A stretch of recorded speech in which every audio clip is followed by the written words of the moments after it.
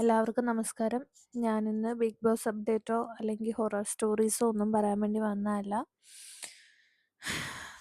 എല്ലാവരും ഇന്നലത്തെ ന്യൂസ് കേട്ടില്ലായിരുന്നോ? നെടുമങ്ങാട് ഒരു കുഞ്ഞു കുട്ടി മരിച്ചതല്ല, അതിനെ കൊന്നതാ.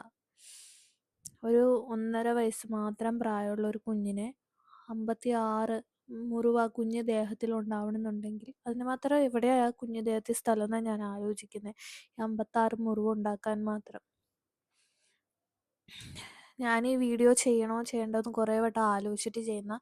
ഈ വീഡിയോ കൊണ്ട് റീച്ച് ഉണ്ടാക്കി എനിക്ക് പൈസയ്ക്ക് വേണ്ടിയിട്ടോ ഒന്നുമല്ല ഞാൻ ഈ വീഡിയോ കൊണ്ട് ഞാൻ ഉദ്ദേശിക്കുന്നത്. ചെയ്യണ്ടെന്ന് ഞാൻ ഓർത്തതാ. പക്ഷെ എനിക്കും ഒരു കുഞ്ഞുണ്ട്. അപ്പോൾ എനിക്ക് എങ്ങനെ ഈ വീഡിയോ ചെയ്യാതിരിക്കാൻ പറ്റും?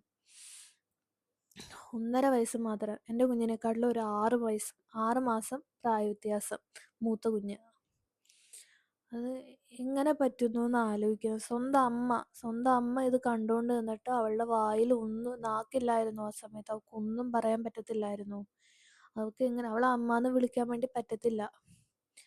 എൻ്റെ കുഞ്ഞ് ജനിച്ച് ഒരു വർഷമായിട്ടേ ഉള്ളൂ. 1 വയസ്സ് 1 മാസം ആകുന്നേ ഉള്ളൂ.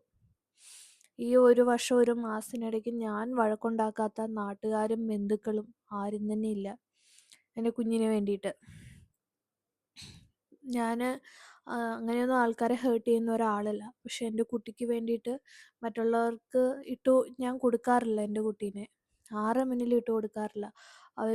എൻ്റെ കുഞ്ഞിനെ ഒന്ന് നോക്കി പേടിപ്പിക്കുന്നതോ അല്ലെങ്കിൽ അവരുടെ കുഞ്ഞിൻ്റെ മുകളിൽ ഒന്ന് ഒച്ചയെടുക്കുന്നതോ ഒന്നും എനിക്ക് സഹിക്കാൻ പറ്റത്തില്ല. അതിന് വേണ്ടിയിട്ട് എത്ര പേരോട് ഞാൻ വഴക്കുണ്ടാക്കിയിരിക്കുന്നു. അങ്ങനെ ഇങ്ങനെ ചിന്തിക്കുന്ന അമ്മമാരും ഉള്ള നാടാണ്. ഇതുപോലെ ഇവളെപ്പോലെ മിണ്ടാതെ കുഞ്ഞുങ്ങളെ ഉപദ്രവിക്കുന്ന കണ്ടാലും അതിന് കൂട്ടി നിൽക്കുന്ന കുറച്ച് ശതമാനം ആൾക്കാരും ഉണ്ട്. അവളെ ഒന്നും അമ്മ എന്ന് വിളിക്കാനായിട്ട് ഒരിക്കലും പറ്റത്തില്ല. ആലോചിക്കുന്നത് ഇവക്ക് കല്യാണം കഴിച്ച് പോവുകയാണെങ്കിൽ ഇവള് 2ാമത് കല്യാണം കഴിച്ച് പോട്ടെ.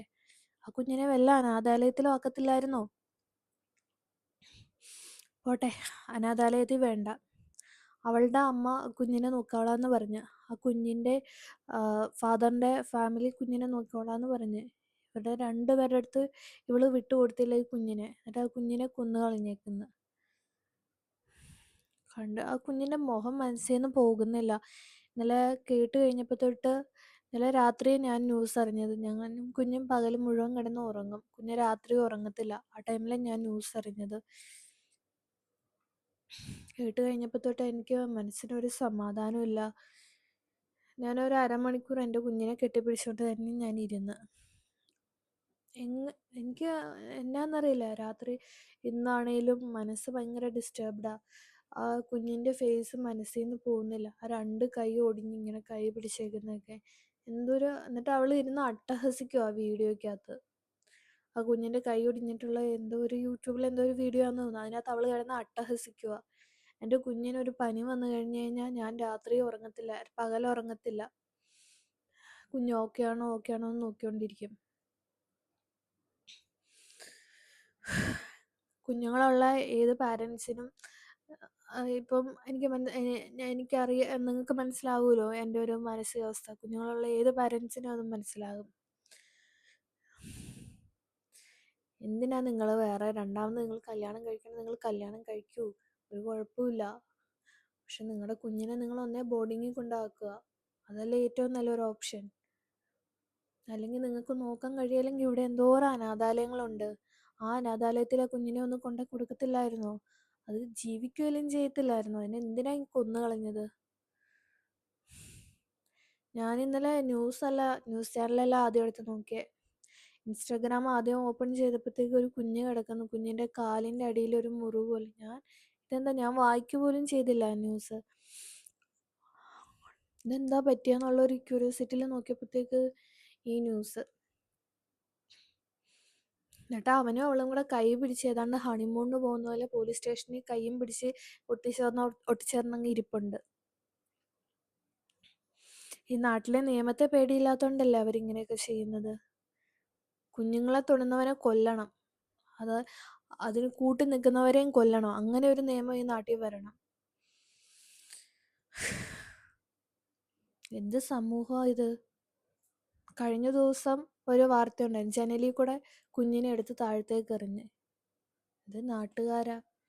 ഇവരെയൊക്കെ ഒരു മനുഷ്യൻ എന്ന് പറഞ്ഞൊരു പരിഗണന പോലും നൽകാൻ വേണ്ടി പറ്റത്തില്ല. ഇവരൊന്നും മനുഷ്യഗണത്തിൽപ്പെട്ട ആൾക്കാരേ അല്ല. മനുഷ്യന്മാർ ഇത്ര ക്രൂരരായിട്ട് ചിന്തിക്കുമോ? മനുഷ്യന്മാർക്ക് ചിന്തിക്കാനുള്ള വിവേകവും ബുദ്ധിയല്ലേ ഒക്കെ ഇല്ലേ? അതുകൊണ്ടല്ലേ മൃഗങ്ങളിൽ നിന്നും നമ്മളെ വ്യത്യസ്തരാക്കുന്നത്.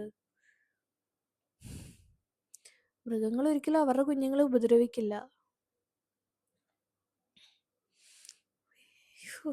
പറയാൻ വാക്കുകൾ കിട്ടുന്നില്ല.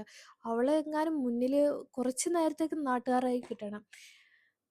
ഞാൻ ഇന്നലെ, എനിക്കറിയാം പോലീസുകാർക്ക്, അവർക്ക് ഈ പ്രതികൾക്ക് എന്തെങ്കിലുമൊക്കെ പറ്റിക്കഴിഞ്ഞു കഴിഞ്ഞാൽ പോലീസുകാരുടെ ജോലി പോകും. അവരും മനുഷ്യരാണ്, അവർക്കും ജീവിക്കണം.